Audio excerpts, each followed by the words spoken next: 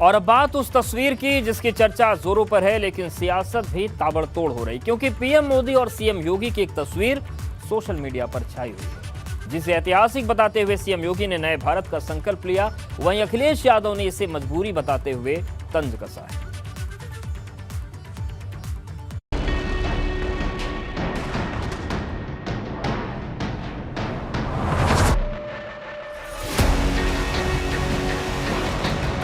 योगी मोदी की तस्वीर से विपक्ष में खलबली। योगी ने लिया यूपी फतेह कर नया भारत बनाने का संकल्प। प्रधानमंत्री मोदी और सीएम योगी की यह तस्वीर सोशल मीडिया पर जमकर वायरल हो रही। सूबे की राजनीति के बड़े बड़े जानकार इस तस्वीर को लेकर अपने अपने मायने निकाल रहे हैं, लेकिन सीएम योगी ने इस तस्वीर के साथ सुनहरे भविष्य की कल्पना करते हुए नया भारत बनाने का संकल्प लिया है। वहीं इस ट्वीट को विपक्ष सियासत और मजबूरी के चश्मे से देख रहा है। अखिलेश यादव ने पीएम मोदी और सीएम योगी की तस्वीर पर निशाना साधते हुए एक ट्वीट किया है, जिसमें लिखा है कि दुनिया की खातिर सियासत में कभी कभी यूं भी करना पड़ता है, बेमन से कंधे पर रख हाथ, कुछ कदम संग चलना पड़ता है। मतलब सियासत सिर्फ बयानों पर ही नहीं, तस्वीरों पर भी जमकर हो रही। तस्वीर के जरिए कहीं ना कहीं ये संदेश अब जो बीजेपी के लोग हैं वो कह रहे हैं कि यही संदेश है कि कैसे चाहे प्रधानमंत्री हो, मुख्यमंत्री हो, वो दोनों एक साथ कंधे से कंधा मिलाकर चल रहे हैं, यूपी को आगे बढ़ा रहे हैं, देश को आगे बढ़ा रहे हैं, और ये तस्वीर यही बयां करती है। लेकिन इस तस्वीर के सामने आने के बाद अब इस पर सियासत भी शुरू हो गई है। जानकारों की माने तो ये तस्वीर उन लोगों को सीधा जवाब देने की कोशिश है जो लगातार पीएम मोदी और सीएम योगी के बीच कुछ भी ठीक नहीं होने की बात कह रहे थे। लेकिन अब जिस तरह से ये तस्वीर सामने आई है वो यही बता रही है कि भाजपा में सब ऑल इज वेल है, क्योंकि ये तस्वीर सिर्फ उत्तर प्रदेश के चुनाव में मुख्यमंत्री के चेहरे को ही नहीं दिखाती, बल्कि योगी और मोदी की केमिस्ट्री को भी दिखाती है। साथ ही ये भी दर्शाती है कि प्रधानमंत्री मोदी का विश्वास मुख्यमंत्री के तौर पर योगी आदित्यनाथ पर कितना अटूट, कितना मजबूत है। Bureau report, ABP Ganga. और अब बात कृषि कानून के बाद सीएए और एनआरसी पर शुरू हुए संग्राम की, क्योंकि तीनों कृषि कानून को वापस लेने के ऐलान के बाद अब ओवैसी ने सीएए और एनआरसी को वापस लेने की मांग कर डाली है। लेकिन सवाल इस बात का है कि अगर ऐसे हर चीज वापस ले ली तो एक अलग ही चलन शुरू हो जाएगा और फिर कोई फैसला नहीं ले पाएगा।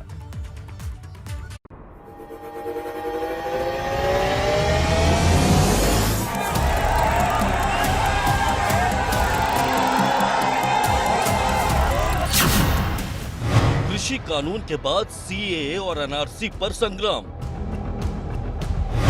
ओवैसी के अरमान पूरे करेंगे मुसलमान।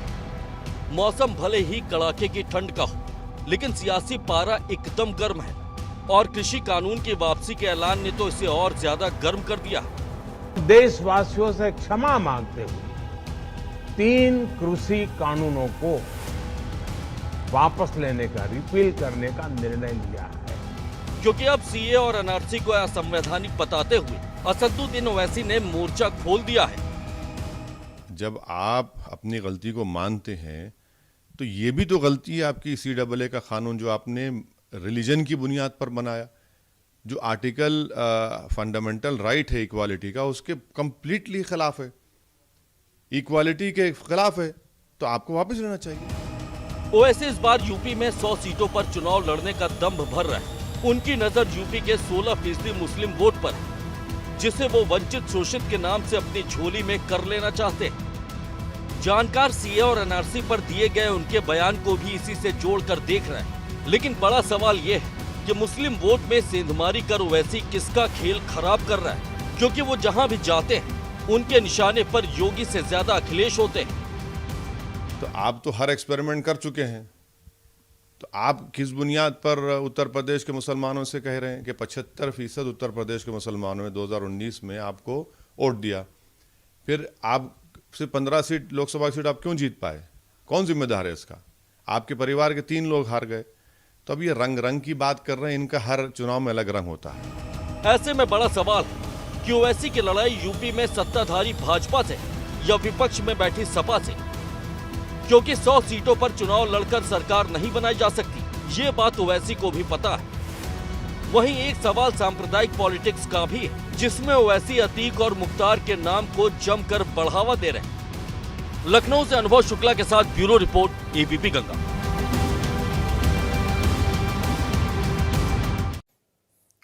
और अब बात किसान मोर्चा की, क्योंकि कृषि कानून को वापस लेने के बाद लग रहा था कि अब जल्दी किसानों की घर वापसी हो जाएगी, लेकिन किसान अभी घर वापसी के मूड में नहीं है। आज किसान मोर्चे की बैठक हुई, जिसमें सोमवार को लखनऊ में महापंचायत करने का ऐलान हुआ और 27 को फिर से एक बैठक होगी, जिसमें आगे की दिशा तय होगी।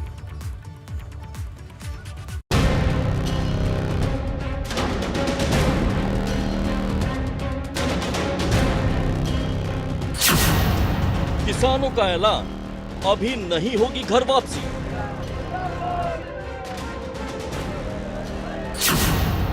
22 नवंबर को महापंचायत, 27 को फिर होगी मोर्चे की बैठक।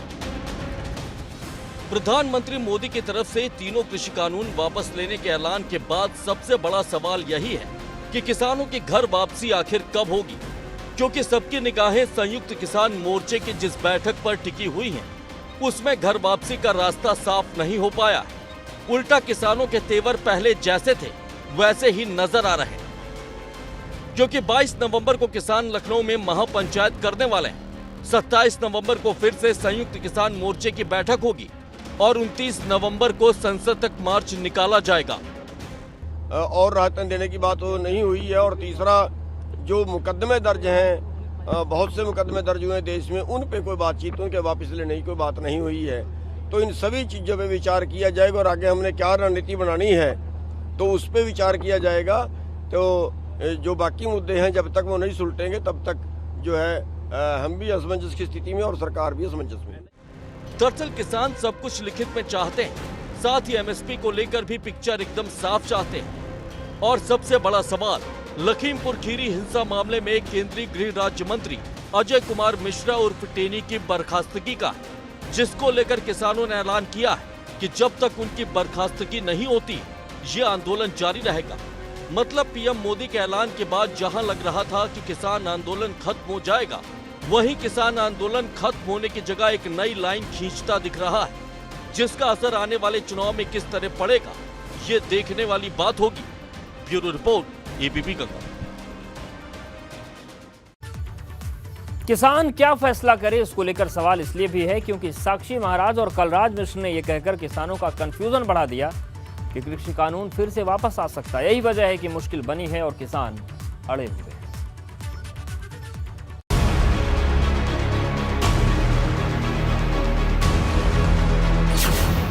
क्या फिर से आएगा कृषि कानून? साक्षी महाराज और कलराज मिश्र के बयान पर गर्म हुई सियासत कि कृषि कानून को वापस लेने का ऐलान सिर्फ नजर का धोखा है, क्योंकि भाजपा सांसद साक्षी महाराज और राजस्थान के राज्यपाल कलराज मिश्र के बयान कई सवाल खड़े कर रहे हैं। तो मोदी जी के लिए, भारतीय जनता पार्टी के लिए प्रथम राष्ट्र है, राष्ट्र सर्वोपरि है। बिल तो बनते रहते हैं, बिगड़ते रहते हैं, वापस आ जाएंगे, दोबारा बन जाएंगे, कोई देर नहीं लगती है। सरकार को ये लगा कि कानून वापस लेकर फिर दोबारा कानून इस संबंध में अगर बनाने की आवश्यकता पड़े किया जाएगा। भाजपा की तरफ से आ रहे इन बयानों को देखकर किसान भी हैरान हैं, जो अभी तक तय नहीं कर पा रहे हैं कि आंदोलन खत्म किया जाए या जारी रखा जाए। लेकिन साक्षी महाराज और कलराज मिश्र के बयान इस बात की तरफ इशारा जरूर कर रहे हैं कि भविष्य में फिर से कृषि कानून के दर्शन हो सकते हैं। अब ये कब होंगे पता नहीं, पर इन बयानों को लेकर सियासत गर्म है। कानून बिल प्रधानमंत्री ने जिस तरीके से ऐलान किया, उसके बाद तमाम बीजेपी के लोग, राज्यपाल ये कह रहे हैं कि ये फिर से लागू किया जाएगा, इसमें कुछ चेंजेस। फिर से प्रोटेस्ट होगा, पहले से ज्यादा प्रोटेस्ट होगा, पहले से ज्यादा प्रोटेस्ट होगा। बहुत माने एक सिंगू नहीं बल्कि पूरे देश के तरफ में इस तरह का सिंगू बॉर्डर बनेगा।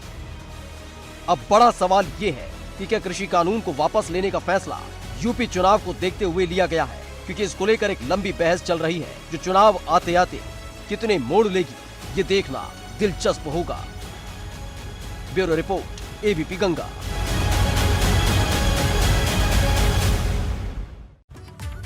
और अब बात पूर्वांचल फतेह के गोरखपुर प्लान की, क्योंकि जेपी नड्डा के गोरखपुर पहुंचने से पहले सीएम योगी ने डेरा डाल दिया है। भाजपा की नजर गोरखपुर के क्षेत्र की 62 सीटों पर है, जहां भाजपा ने 60 का लक्ष्य रखा है।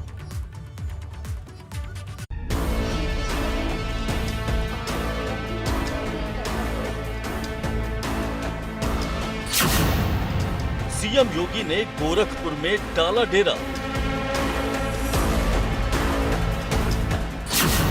जेपी नड्डा करेंगे जिला अध्यक्षों से संवाद। जहां एक तरफ राजनीतिक दल चुनावी तैयारियों में लगे हैं, तो वहीं सीएम योगी योजनाओं और विकास को चुनावी मुद्दा बनाकर यूपी फतेह करने की तैयारी में है। और इस बीच गोरखपुर में मुख्यमंत्री योगी आदित्यनाथ ने 1400 परिवारों को पीएम आवास की चाबी सौंपकर उनके जिंदगी के सपने को सच कर दिया।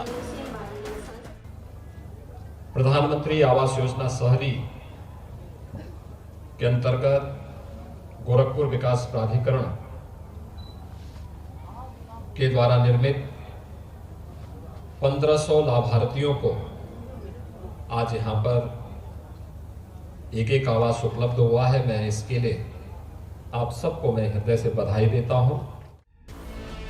मुख्यमंत्री योगी 2 दिन के गोरखपुर दौरे पर पहुंचे हैं, जहां वो विधानसभा चुनाव की तैयारियों को धार देंगे, क्योंकि सोमवार को भाजपा के राष्ट्रीय अध्यक्ष जेपी नड्डा गोरखपुर आ रहे हैं, जो चंपा देवी पार्क में 12 जिलों के 27,637 पूर्व अध्यक्षों के साथ संवाद करेंगे। गौरतलब है कि गोरखपुर क्षेत्र के 62 विधानसभा सीटों की कमान जेपी नड्डा को सौंपी गई है, जिसमें से 60 सीटों पर भाजपा ने जीत का लक्ष्य रखा है। 2017 के विधानसभा चुनाव में गोरखपुर क्षेत्र की 62 में से 43 सीटों पर भाजपा ने परचम लहराया था, लेकिन इस बार भाजपा अपने जीत के मार्जिन को और ज्यादा बढ़ाना चाहती है। अब जेपी नड्डा के दौरे की तैयारी में कोई कमी न रहे, इसी को देखते हुए सीएम योगी ने गोरखपुर में डेरा डाल दिया है। Bureau report, ABP Ganga. और यहाँ पर वक्त एक छोटे से ब्रेक का है। ब्रेक से लौटेंगे तो आपको दिखाएंगे सांसद को शाह की शाबाशी। क्या है पूरी खबर, ब्रेक के बाद देखिए। क्योंकि जो काम कल तक सपना था, उसे बस्ती के सांसद हरीश द्विवेदी ने सच कर दिखाया। क्योंकि पीएम मोदी ने हर सांसद से खेल महाकुंभ आयोजन करने को कहा था, लेकिन जहां दूसरे सांसद सोच भी नहीं पाए, उसे बस्ती के सांसद ने पूरा कर दिया। और अब गृह मंत्री अमित शाह सांसद को शाबाशी देते नहीं थक रहे।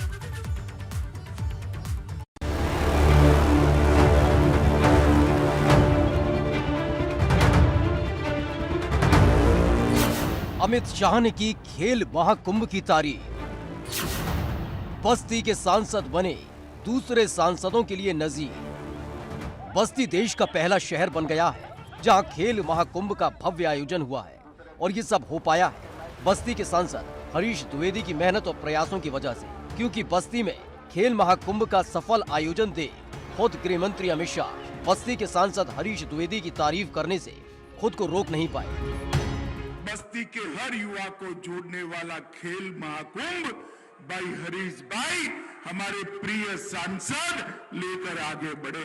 मित्रों, मैंने सारे खिलाड़ियों को कहा कि हमारे देश के प्रधानमंत्री मोदी जी ने सभी सांसदों को खेल महाकुंभ करने के लिए कहा है। मैं भी एक सांसद हूं, मगर मैं आज आप सबके सामने सार्वजनिक रूप से पूरा यूपी देख रहा है, मैं स्वीकार करता हूं कि हरीश द्विवेदी जैसा मैं खेल महाकुंभ नहीं कर सकता जो हरीश भाई। आपको बता दें कि प्रधानमंत्री नरेंद्र मोदी ने देश के सभी सांसदों को अपने अपने जिले में सांसद खेल मेले का आयोजन करने का निर्देश दिया, ताकि देश में खेल को लेकर एक माहौल बने और गांव में छिपी खेल प्रतिभाओं को आगे बढ़ने का मौका मिले। लेकिन बस्ती के सांसद हरीश द्विवेदी ने पीएम मोदी की कही एक एक बात को सच कर दिखाया। और जब खेल के महाकुंभ का आयोजन हुआ तो गृह मंत्री अमित शाह, सीएम योगी समेत भाजपा के कई दिग्गज नेता इसकी गवाह बने। देखिए, आदरणीय प्रधानमंत्री जी की प्रेरणा से मैंने बस्ती के खिलाड़ियों को और खेल को प्रोत्साहित करने के लिए, उनको प्लेटफॉर्म उपलब्ध कराने के लिए बस्ती में 13 नवंबर से 21 नवंबर तक सांसद खेल महाकुंभ का आयोजन किया, जिसमें कुल 21 प्रकार के खेल और 6 प्रकार के अन्य गतिविधियां चलाई गई हैं। इस खेल महाकुंभ के माध्यम से उन खेल प्रतिभाओं को एक बड़ा प्लेटफॉर्म देने का प्रयास किया गया। करीब 46,000 खिलाड़ियों ने इस खेल महाकुंभ में हिस्सा लिया और महाकुंभ में 48 खिलाड़ियों को चयनित किया गया, जो अब राष्ट्रीय स्तर पर खेलेंगे। जैसे खिलाड़ी हैं यहाँ पे, इनका उत्साह बढ़ेगा अगर हमारे यहाँ मतलब ऐसे ही महाकुंभ जैसे आयोजित मतलब करवाया जाए टूर्नामेंट वगैरह। तो आपका किस खेल में चयन हुआ है और आप इससे पहले कहाँ पर कौन सा पदक जीती हैं, किस स्तर पर खेली? जी, मैं जूनियर हैंडबॉल गर्ल्स अभी लखनऊ में जल्दी होने वाला 3rd प्लेस हमारी पड़ी है हैंडबॉल में यूपी टीम से। बस्ती सांसद हरीश द्विवेदी ने जनपद के इतिहास में एक नया आयाम लिखा है। जो स्टेडियम कभी वीरान रहा करता था, आज वो खिलाड़ियों से गुलजार हो गया है। ये उन सांसदों के लिए भी एक मिसाल है जो अब तक सिर्फ खेल महाकुंभ के बारे में सोच रहे थे लेकिन कर नहीं पा रहे थे, क्योंकि अब इस भव्य महाकुंभ को देख दूसरे सांसद भी ऐसे ही भव्य खेल महाकुंभ का आयोजन करेंगे और खिलाड़ियों की प्रतिभा को नया मंच देंगे ताकि दुनिया के पटल पर हिंद का डंका शान से बजाया जा सके। Bureau report, ABP Ganga. और इस खास पेशकश में फिलहाल इतना।